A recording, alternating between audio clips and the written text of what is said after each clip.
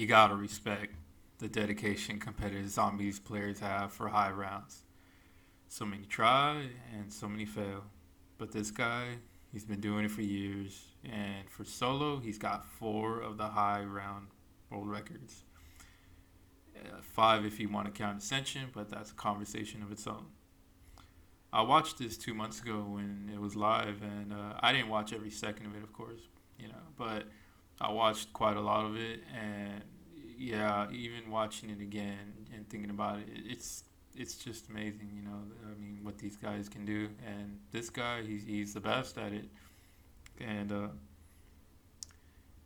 it's and I even watched before he even did it. He was running around with the Thompson, and but in this game, I don't think he does that as much.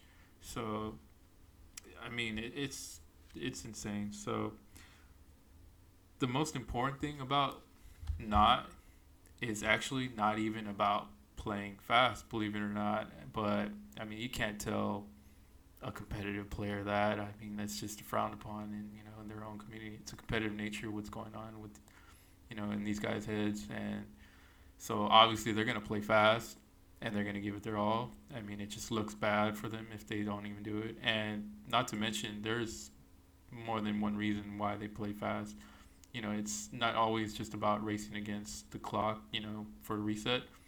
But I mean, it's just a waste of time to play slow and clumsy, and because the faster you play, the more runs you can get in, so that way you can get more opportunities to actually beat the world record. And there's other reasons too, but for the most part, it's not playing fast on this map is not really important.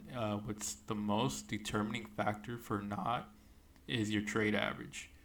Uh, yeah, I mean that's really what it comes down to, honestly. Like if you're getting bad trades, you got to start all over again. And for high rounders and or anybody who's playing competitively on zombies, you got to restart. And for the most part, when you watch these guys live, that's what you're going to be seeing a lot. You don't even see the world record happen as often as much.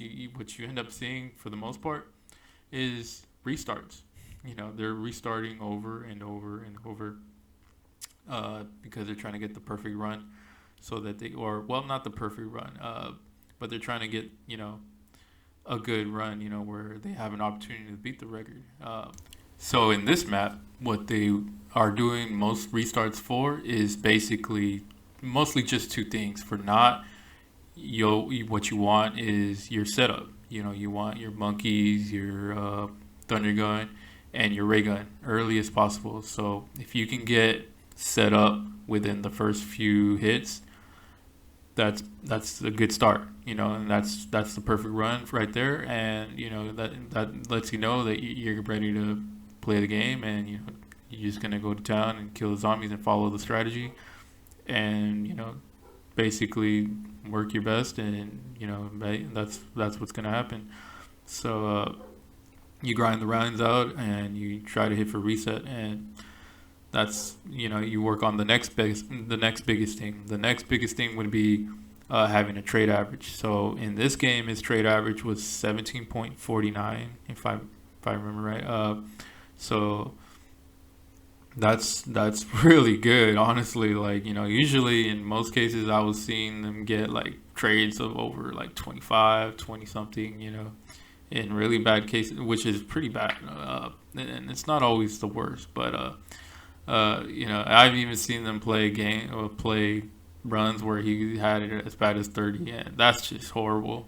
So yeah, I mean, if you're getting bad trades, you got to restart, and if you're not getting set up early in the game, you got to restart. So those are really the two main things for this map specifically. And that's basically what's going to determine whether you're going to get a world record or not. So yeah, that's pretty much the main big two things right there. Just trades and making sure you get set up. And yeah, that's about it. So his trade average was 17.49. So if the record was beatable, that means you would have to get trades of less than that.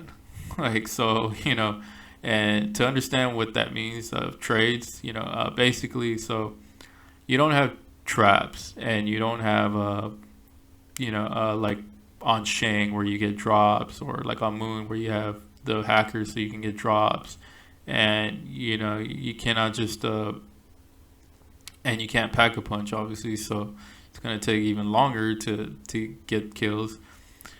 So basically, what you end up having to do is you get rid of the thunder gun after you run out of ammo. After a certain point in the game, you got to change your strategy because you can't just kill the zombie with ray gun or even a regular wall weapon like Thompson. You have to kill zombies with the thunder gun. That's the only way you're gonna get any kills at all. So you have to trade that back out from the box and try to get it again. So you're just trading weapon after weapon to get that thunder gun back. And the more hits uh, you take out of the box, the more times you hit the box basically to get that thunder gun back, the higher your trade average is. So the higher your trade average, the worse the game is. The less your trade average is, the better.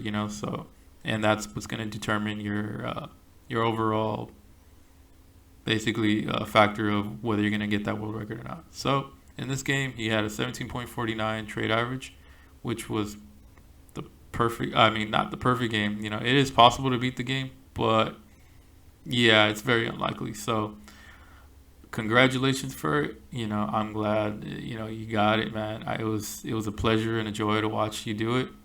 And yeah, I mean, that's that. It was amazing, man. It was an amazing journey watching you do it. I can't wait to see you come back and get another world record on another map. All right, guys, y'all take care. All right.